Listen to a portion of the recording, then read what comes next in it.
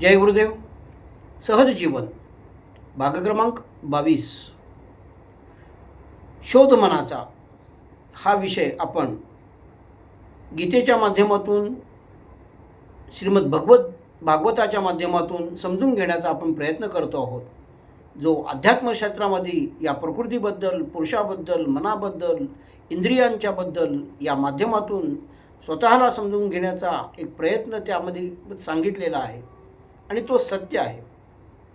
तोच प्रयत्न आपण या ठिकाणी समजून घेण्याचा प्रयत्न करतो. जी मनाची चंचलता नष्ट होईल, आपल्या स्वरूपाला आपण समजलं असता आपल्याला शांतता मिळेल, मनाला स्थैर्य प्राप्त होईल, असा एक विषय वाटतो. म्हणून हा विषय या ठिकाणी निवडलेला आहे. गीतेच्या मध्ये देखील अध्याय क्रमांक 13 क्षेत्रज्ञ याविषयी सुद्धा भगवंताने अर्जुनास सांगितलेलं आहे. ही जी काही प्रकृती आहे ना आणि हे पुरुष आहे ना, हे सनातन आहे, अनादिकालापासून आहेत. आणि त्या ठिकाणी ते काय म्हणत आहेत, प्रकृतीं पुरुषंचैव विद्यनाधी उभावपी विकारश्च गुणाश्चैव विद्धी प्रकृती संभवान. काय म्हणतायत ते, प्रकृती आणि पुरुष हे दोन्ही अनादी आहेत, म्हणजे अनंत काळापासून आहेत. आणि याच्यापासूनच जे त्रिगुणात्मक द्वेष सांगितलेले आहेत, म्हणजे राग, लोभ, द्वेष, मत्सर, सत्व, रज, तम, हे जे काही आहेत ते हे प्रकृतीपासून उत्पन्न झालेले आहेत. प्रकृतीमध्येपासून उत्पन्न झाले असल्यामुळे आपण जीव देखील प्रकृतीपासून निर्माण झालेले असल्यामुळे आपली ही गुणं सगळे आपल्या स्वरूपामध्ये व्याप्त आहेत. यांना समजून घेतला असताना आपल्या मूळ स्वरूपास आपण प्राप्त होतो, असा एक विषय या ठिकाणी लक्षात येतो आहे. प्रकृती जाणले असताना जीवन मुक्त होतो, जीव मुक्त होतो व स्वतःच्या स्वरूपास म्हणजे आत्मदर्शनास आपण जाणले असता, परमात्म्याच्या विश्वस्वरूपाला जाणला असताना तो पुरुष जो सर्वांच्या अंतःकरणात आहे, तो त्याला जाणले असता आपण त्या पुरुषासही जाणू शकतो व प्रकृतीही जाणू शकून आपले स्वरूपास आपण प्राप्त होऊ शकतो. आपण या ठिकाणी एक संदर्भच्या माध्यमातून प्रकृती व पुरुष हा विषय थोडासा समजून घेण्याचा प्रयत्न करणार आहोत. उदाहरण आपण घेताना जे व्यावहारिक जीवनामध्ये नित्यनेमाने आपण पाहत असतो, हीच कल्पना आपण त्या भगवंतांनी या ठिकाणी मांडलेली आहे असे समजूयात. जसं की आपण आपल्याला एक घर बांधायचं आहे. घर बांधायचं आहे म्हटल्यानंतर त्या ठिकाणी विविध गोष्टींची उपलब्धता करून द्यावी लागते.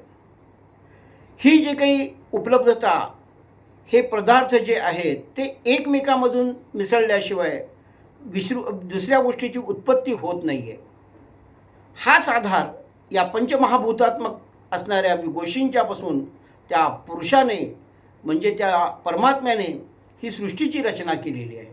जसं की आपण आपलं घर बांधत असताना पंचमहाभूतात्मक असणारे जी पृथ्वीमध्ये सर्व तत्व मिळून राहिलेली आहेत, जे त्याच्यापासून हे आपण घर तयार करतो आहोत. हे घर करत असताना आपण काय काय घेतो, सर्वप्रथम त्या पृथ्वीला स्थिरता प्राप्त होण्यासाठी पाया खोदून घेतो आहोत. पाया खोदल्यानंतर पाण्याचा वापर करून आणि मातीचा वापर करून विटा तयार करून घेतो आहोत. त्याचा पाया भक्कम करण्याचा प्रयत्न करतो आहोत. भिंती वगैरे उभारून करतो आहोत. त्याच्यावरती छतही टाकतो. प्रकाश येण्यासाठी आपल्याला त्या ठिकाणी दार आणि प्रवेश करण्यासाठी दार आणि प्रकाश येण्यासाठी खिडक्या यांचीसुद्धा आपण योजना करत असतो.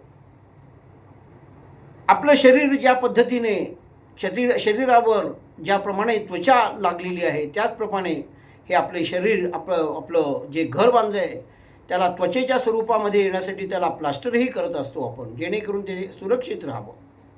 म्हणजे त्वचेची भूमिका त्या ठिकाणी घेतलेली आहे. आणि या घरामध्ये आपल्याला सर्वत्र प्रकाशमय होण्यासाठी आपण त्या ठिकाणी वायरिंगची देखील उपाययोजना करत असतो. प्रत्येक खोलीमध्ये वायरिंग नेतो, बटन उपयोग करतो आणि लाईटची सोय करतो आहोत, जेणेकरून आपल्याला त्या घरामध्ये राहताना सर्व गोष्टींच्या सुखसोयी प्राप्त होतील, आपला जीव सुखावेल, या प्रकारची योजना करतो. आणि पाणी पिण्यासाठी नळांची देखील आपण योजना करतो आहोत. कुठं काय पाहिजे आहे, कुठं काय पाहिजे आहे, या पद्धतीने नळाची योजना करतो आहोत. पाणीही त्याचा वापर करतो आहोत. मग स्वतः त्या सर्व गर्व बांधून झालेलं आहे, आपल्या सर्व मनासारखं झालेलं आहे. मग आपण त्या घरामध्ये प्रवेश करते झालेलो आहोत. नंतर त्या घरामध्ये प्रवेश केल्यानंतर आपल्याला एक प्रकारचा जो आनंद मिळतो आहे, तोच प्रकारचा आनंद त्या ईश्वरास या प्रकृतीच्या माध्यमातून ही विश्वाची रचना केली, त्यावेळेस त्याला एक प्रकारचा आनंद निर्माण झालेला आहे. ते कशा प्रकारे निर्माण झालेलं आहे याबद्दलचा आता आपण विषय सविस्तर पाहणार आहोत. ज्यावेळेस भगवंत कोणतीही गोष्ट, एखादी गोष्ट समजा करायची असेल तर तो भगवंत आहे, त्याला कुठल्याही गोष्टीची तशी गरज नाही आहे. केवळ संकल्प मात्रेने ह्या सर्व गोष्टी तयार करू शकतो. त्याचप्रमाणे त्याच्या मनामध्ये ही सृष्टी निर्माण करण्याची संकल्पना झालेली आहे, संकल्प झालेला आहे. आणि तो संकल्प झाल्यानंतर त्यांनी सृष्टी बनवण्यास सुरुवात केलेली आहे. आणि त्याच्यापासून ज्यावेळेस या प्रकारची सृष्टी बनवली जाते आणि त्या सृष्टीमध्ये तो प्रवेश करतो, त्यावेळेस तो मायेच्या अधीन झालेला असल्यामुळे स्वतःस जीव समजून सुखदुःखास प्राप्त होत असतो. ईश्वर म्हणजे हा केवळ जीवच आहे, दुसरा कुठलाही भाग नाही आहे. हा मायेचा पगडा त्या प्रकृतीच्यामुळे आपल्यावरती निर्माण झालेला असल्यामुळे आपलं सत्यस्वरूप जे आहे, जे सच्चिदानंद रूप आहे, ते आपण विसरलेलो आहोत. ते स्वरूपास आपण प्राप्त करण्यासाठी हा मोहमाया आपल्याला टाळली गेली पाहिजे. तर आपण मूळ स्वरूपास आत्मदर्शन म्हणून जे काय सांगितलेलं आहे ते आपणास प्राप्त होऊ शकतो. आता या प्रकृतीपासून ही सृष्टीची रचना कशा प्रकारे झालेली आहे, म्हणजेच आपल्या देहाची रचना कोणत्या पद्धतीने झालेली आहे हे आपण समजून घेण्याचा, या प्रकृतीच्या माध्यमातून समजून घेण्याचा आपण प्रयत्न करतो आहोत. पहिल्यांदा यासाठी लागतात काही गोष्टीची, जसे आपण घर बांधताना विविध गोष्टी एकत्र केल्या होत्या, त्याचप्रमाणे ही सृष्टीची रचना करण्यासाठी काही तत्वांची गरज असते. भगवंतांनी ती त्या प्रकारची तत्वे निर्माण केलेली आहेत. ती पंचतत्वे ही 25 तत्वे म्हणून सांगितलेली आहे. त्यामध्ये असणारे सर्वप्रथम जे सर्वांना माहिती आहे पंचमहाभूते. या पंचमहाभूतापासून त्याच्यापासून असणाऱ्या त्याच्या तन्मात्रा, या 5 तन्मात्रा आहेत. 4 प्रकारचे अंतःकरण आहेत, मन, बुद्धी, चित्त, अहंकार आणि 10 इंद्रिय. हे सगळे मिळून 24 तत्व निर्माण होतात. या 24 तत्वामध्ये ज्यावेळेस तो परमेश्वर प्रविष्ट होतो त्यावेळेस त्याला कालही असं म्हटलं जातं. ते एकूण मिळून तो 25 तत्वे त्या ठिकाणी निर्माण झालेले असतात. हे जे काही महत्त्वतत्व म्हणून सांगितलेलं आहे, या महत्त्वतत्वास वासुदेव असे म्हणतात. तो सर्वांमध्ये विद्यमान आहे, त्याच्याशिवाय हे काही जगत चालत नाही आहे, निष्क्रिय आहे. अशा असणाऱ्या वासुदेवाच्या मनामध्ये महत्त्वतत्व निर्माण, आपल्याला सर्व सृष्टी करायची, प्रकृती करायची इच्छा झाल्यामुळे त्याने त्या ठिकाणी महत्त्वतत्व उत्पन्न केलेलं आहे. आणि हा जो महत्त्वतत्व आहे म्हणजेच तो वासुदेव आहे, तो कसा आहे, शांत स्वरूप आहे, स्वच्छ आहे त्याचं अंतःकरण. या भगवंताने या महत्त्वतत्वापासून पहिल्यांदा निर्माण काय केलं असेल तर मी म्हणजे अहंकाराची निर्मिती केलेली आहे. ते देखील ते 3 अहंकार म्हणजे कोणते, ते वैकारिक, तेजस आणि तामस या प्रकारचे अहंकार त्या ठिकाणी सांगितलेले आहेत. आणि या अहंकारापासून या सृष्टीची उत्पत्ती, रचनेला प्रारंभ केलेला आहे. पहिल्यांदा महत्त्वतत्व, त्याच्यानंतर असणारा अहंकार, सत्वरजतमादी या गोष्टींच्यापासून या गोष्टीच्या ब्रह्मांडाची रचना करास या परमेश्वराने सुरुवात केलेली आहे. तर या वैकारिका म्हणजे सत्वर गुणापासून, वैकारिकापासून मन निर्माण झालेले आहेत, इंद्रिय निर्माण झालेले आहेत, पंचमहाभूते निर्माण झालेली आहेत, ही क्रियाशील झालेली आहेत. ही एकमेके घेऊन एकमेकाच्या मदतीने ते कार्य करत आहेत. आणि ह्यांच्यामुळे एक मनामुळे काय निर्माण होतो, त्या मनामुळे संकल्प, सत्य जे सांगतात, वैकारिक म्हणून सांगतात, त्याच्यामध्ये संकल्प मनाचा निर्माण होतो. हे मन काय काय करतं, विकल्प निर्माण करतं, कामना निर्माण करतात. त्याच्यानंतर ह्या अशा प्रकारच्या वेगवेगळ्या उत्पन्न करत असणाऱ्या या मनाबद्दल स्थिरतेसाठी या योगी लोक देखील या मनाचा अभ्यास करून घेऊन त्याला मनाला वश करण्याचा या प्रयत्न करता आहात, जो वैकारिकापासून उत्पन्न झालेला आहे. त्याच्यानंतर या तेजस अहंकारापासून बुद्धितत्व निर्माण झालेलं आहे. ह्या बुद्धीचं कार्य म्हणजे इंद्रियांच्या मध्ये एकमेकाला सहाय्य करणे. त्याचं जे कार्य आहे, एक संशय निर्माण होतो, विपरीत ज्ञान निर्माण होतं. जे आपण रज्जू आणि सर्प हे समजत असतो ते विपरीत ज्ञान असे म्हणतात. या प्रकारची ज्ञान माहिती होते. आणि निद्रा या प्रकारची ही देखील बुद्धीची लक्षणे आहेत, म्हणजे तेजस अहंकारापासूनची ही निर्माण झालेली आहेत. आणि भगवंताचा चेतनाशक्तीने, जी भगवंताची चेतनेच्या शक्तीशिवाय हे सर्व निर्माण होणार नाही, त्या चेतनाशक्तीच्यामुळे तामस अहंकार निर्माण झालेले, वरील झालेले वैकारिक आणि जे तेजस त्याच्यामध्ये देखील भगवंताची चेतना ही आहे. भगवंताची चेतना आहे म्हणून हे सर्व कार्य व्हायला लागलेलं आहे. तर त्याच्यापासून शब्द तन्मात्रा उत्पन्न झालेली आहे. आणि याच्यापासून पहिल्यांदा काय निर्माण झालं, कोणतं सर्वात महत्त्वाचं तत्व म्हणजे आकाश तत्व निर्माण झालेलं आहे. ते आकाश तत्व आपल्यामध्ये देखील विद्यमान आहे. जसं ब्रह्मा बाहेरच्या बाजूला व्याप्त आहे, तसं आपल्या शरीरात देखील आकाश तत्व हे व्याप्त आहे. त्यामुळे आकाश तत्व उत्पन्न झाल्यामुळे आपल्याला शब्दाचे ज्ञान निर्माण होते आणि शब्द कळून येतात. यासाठी त्या ठिकाणी आपल्याला 2 प्रकारची श्रोत्रेंद्रिय दिलेले आहेत, म्हणजेच कान मिळालेले आहेत. या कानाची उपयोग या शब्दांच्या रचनेसाठी उपयोग केले जातात. आणि या आकाश म्हणजे पोकळीपासून सर्वांच्या आत बाहेर राहणारे, ज्याच्या मदतीने हे कार्य होते, मनाचे कार्य होते. या आकाश तत्वापासून निर्माण काय झालं असेल तर वायू निर्माण झालेला आहे. एकमेकापासून एकमेकाची उत्पत्ती ही होत चाललेली आहे. जसं की आपण आकाश तत्वापासून जे सांगितलेलं आहे, तर दुसरं तत्व जे निर्माण होतं आहे ते वायुतत्व निर्माण होतं आहे. विरोधाभास आहे एकमेकाच्या मध्ये. असं असताना देखील ते वायुतत्व निर्माण झालेलं आहे.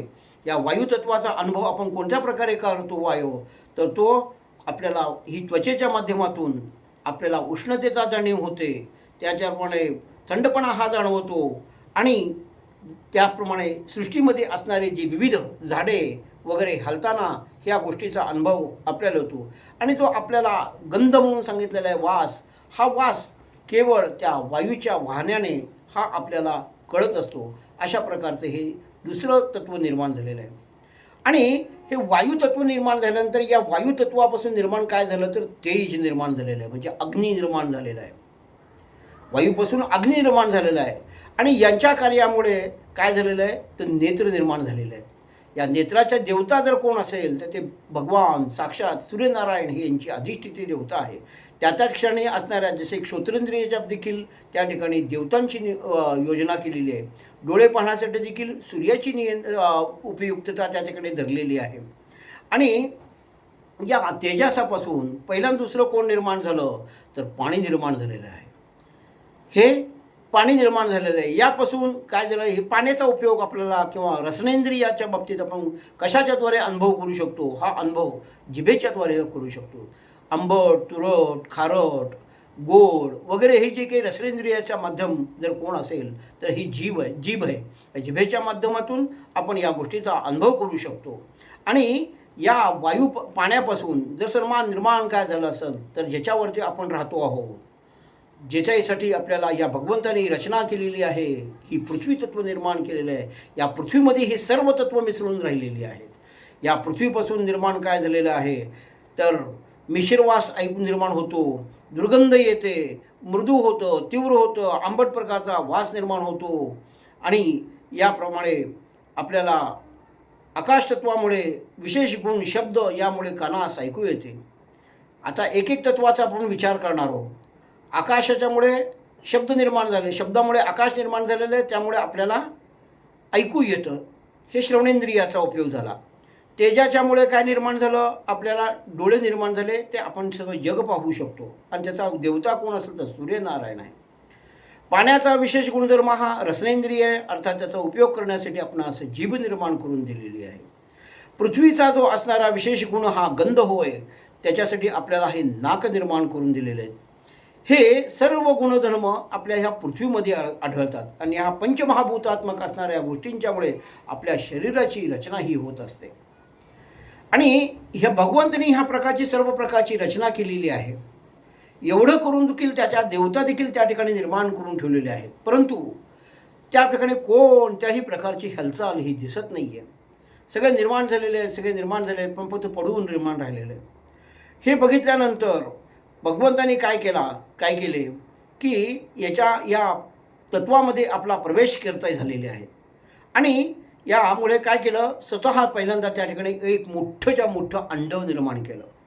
यालाच विराट शरीर असे म्हणतात. यास हजारो डोळे, हजारो कान, हजारो देह, हजारो मुखे, पाय वगैरे वगैरे अशा प्रकारची कल्पना ही केलेली आहे. हे 14 भुवनामध्ये हे विराट रूपाचं दर्शन भगवंताचं अशा पद्धतीने करायला सांगितलेलं आहे. विराट पुरुष आणि योगी लोक जे ज्ञानी म्हणून असतात, ज्ञानीभक्त असतात, हे ज्ञानीभक्त ह्या परमात्म्याला आपल्या स्वरूपामध्ये बघत असताना या विराट स्वरूपाची कल्पना करतात आणि त्यांचं ते ध्यान करतात. म्हणजेच परमात्मा हा सर्वत्र व्याप्त आहे या गोष्टीची जाणीव स्वतःच्या मनामध्ये ठेवून ज्ञानी स्वतःचा उद्धार करून घेत असतात, परमात्म्याला प्राप्त करून घेत असतात, त्या ज्ञानाला प्राप्त करून बघतात. अशा प्रकारचा हा एक विषय ज्ञानांच्या बाबतीत देखील हा सांगितला जातो. आणि या प्रकारच्या ह्या पुरुषामध्ये जे 14 भवन सांगितलेले आहेत, या 14 भवन म्हणून सांगितलेले आहेत. या 14 भवनाच्या भोवती जर कोणतं आवरण असेल तर 7वे आवरण हे प्रकृतीचे आहे. हे सगळं जर काही म्हणलेलं आहे, ह्या प्रकृतीला याच्या अंतर्गत आकाशतत्व, त्याचे शब्द तन्मात्रा, त्याच्यानंतर तुमचे वायुतत्व, त्याच्यापासून अग्नीपासून जल, जलापासून पृथ्वी, हे सर्व गोष्टी ह्या प्रकृती संभव म्हणलेले आहेत. आणि ह्या सगळ्या गोष्टीला प्रकृती म्हणलेलं आहे. मग आपण कशाचे भाग झालो आहोत, त्या प्रकृतीचाच एक भाग झालेलो आहोत. आता सूक्ष्म असणाऱ्या देहांतर्गत गोष्टीच्या बाबतीतला अभ्यास अशा प्रकारे आपल्याला करायला लागतो. मग हे सगळं असं अंड्यामध्ये पडून राहिलेलं आहे भगवंताचं विराट स्वरूपाचं शरीर. मग त्या ठिकाणी भगवंतांनी त्यात प्रवेश केल्यानंतर अशी स्वतः त्या अंड्याच्या माध्यमातून उठाबैस केलेली आहे. त्यामुळे काय निर्माण झालेले आहेत, शरीराला त्यांच्या छिद्रे निर्माण झालेली आहेत. हीच रचना ही प्रकृतीच्या माध्यमात विराट स्वरूपाच्या माध्यमात ही कल्पना आपण करावी, जेणेकरून हा विषय आपल्याला समजायला सोपा जाईल. त्याच्यापासून मग विराटच्या छिद्रे निर्माण झालेली आहेत. त्या विराट पुरुषास म्हणजे जे काही ब्रह्मांड म्हणून सांगितलेलं आहे त्या ठिकाणी त्याला मुख प्रगट झालेलं आहे आणि त्याच्यामध्ये मग त्यात अग्नी प्रविष्ट झालेला आहे. मग त्यापासून त्या नेत्रगोल निर्माण झालेले आहेत. त्याची देवता ही सूर्यनारायण प्रविष्ट झालेले आहेत. मग नाक प्रगट झालेले आहे, त्याची देवता त्या ठिकाणी प्रगट झालेली आहे. अशा प्रकारे त्यांच्या देवता या ठिकाणी निर्माण झालेल्या आहेत. आणि त्या भगवंताच्या विराट पुरुषाच्या असणाऱ्या शरीराला त्वचा देखील निर्माण झालेली आहे. आणि प्रजोत्पादनाचा होण्यासाठी जीवसृष्टी वाढण्यासाठी त्या ठिकाणी वीर्य उत्पन्न झालेलं आहे विराट पुरुषांच्या मध्ये. त्या विराट पुरुषाच्या उत्पन्नापासून देवतापासून उत्पत्ती होण्यासाठी वीर्य निर्माण झालेलं आहे. आणि मृत्यू येण्यासाठी गुदद्वाराच्या मार्गात अपान वायूची निर्मिती झालेली आहे. आणि त्याची देवता ही यमलोकाची ही देवता त्या ठिकाणी प्रविष्ट झालेली आहेत. त्याच्यानंतर त्या ठिकाणी त्याला कर्मेंद्रिय सांगितलं. कर्मेंद्रियाचे म्हणजे हात निर्माण झाले आहेत. त्या हातामध्ये बल निर्माण झालेलं आहे. त्याची देवता ही इंद्रा आहे. आणि चरणापासून चालणे क्रिया घडलेली आहे. आणि त्याची देवता ही विष्णू निर्माण केलेली आहे. त्याच्यानंतर त्याला भूक लागण्यासाठी पोट निर्माण झालेले आहे. ह्या पोटापासून त्याची देवता ही समुद्र देवता सांगितलेली आहे. आणि त्यामुळे आपल्याला तहान आणि भूकही लागत असते.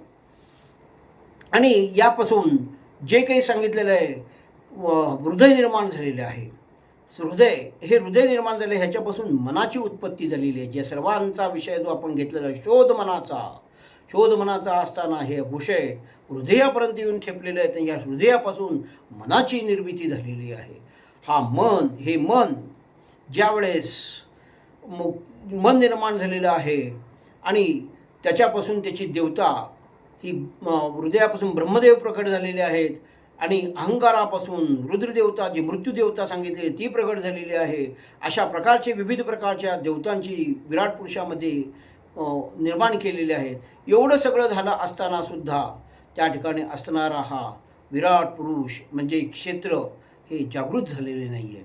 हे पाहताना मग भगवंताने क्षेत्रज्ञ नावाच्या विषयाने म्हणजे स्वतः त्या अंड्यामध्ये प्रवेश केलेला आहे. आणि क्षेत्रज्ञ म्हणून त्यामध्ये तो प्रवेश करून त्यास जागृत केलेला आहे. म्हणजे त्या प्रकृतीच्यामध्ये जर सध्या विद्यमान जर कोण असेल तर तो परमात्मा हा त्यामध्ये व्याप्त असल्यामुळे या सर्व गोष्टीची जाणीव वगैरे होऊ शकतो. मग त्यामधील आपल्याला जो विषय निर्माण झालेला आहे, आपल्यापासून हृदयापासून निर्माण झालेलं हे मन आणि त्याचा कारक असणारा हा चंद्र, ह्याच्यापासून ह्या मनाला आपण ह्याची लक्षात घेतलं तर आपण हा एक भाग या विश्वाचा आहोत, या ईश्वराचा आहोत, हा विषय लक्षात असता आपला शोध हा या ठिकाणी या प्रकारे पूर्ण करू शकतो.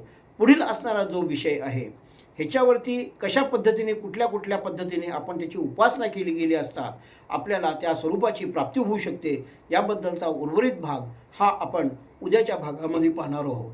आजचा असणारा हा भाग माझे आईवडील परमपूजनीय नारायण काका ढेकणे महाराज व त्याचप्रमाणे परमपूजनीय ब्रह्मश्री श्री दत्तात्रय कवीश्वर महाराज यांच्या चरणी अर्पण करून आजच्या या असणाऱ्या कपिल मुनी आणि तिची आई शतरूपा यांच्या माध्यमाचा विषय आपण ह्या ठिकाणी पूर्ण केलेला आहे. उर्वरित भाग उद्याच्या भागामध्ये. धन्यवाद.